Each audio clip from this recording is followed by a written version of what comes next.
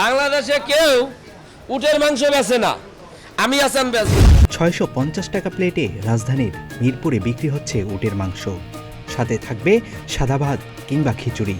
দেখেন উনি, আমি আপনারা দেখাইলাম, এই যে এই প্যাকেজটা ৬৫০ টাকা, এই রাইসটা সহ 4 পিস। খুব ভালো লাগছে, খাওয়ার পরে শরীরটা একটু গরম গরম লাগতেছে, খুব টেস্ট লাগলো।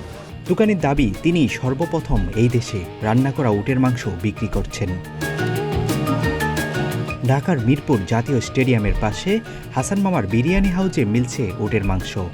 ভাই উটের মাংস আনছি, এই জিনিসটা তোর কেউ বেচে না, এই কারণে আমি এই জিনিসটা মানে এটা হিট করলাম। ভাই বাংলাদেশেরই, ভাই বাংলাদেশেই, ওইখান থেকেই অনেকে নেয়, আমি ওইখান থেকে আনছি।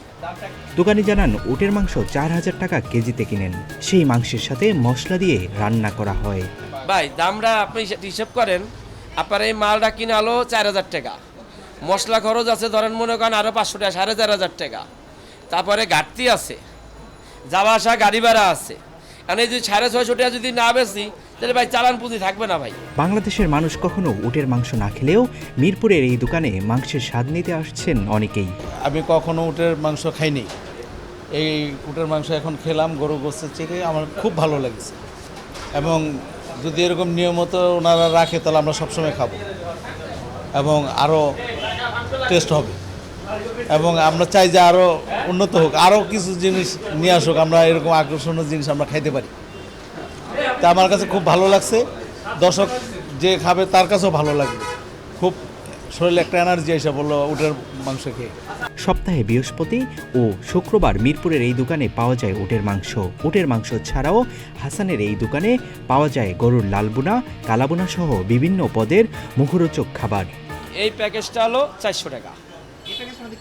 এই প্যাকেজটার ভিতরে ললিটা আছে, রাইস আছে, 2 পিস মাংস আছে।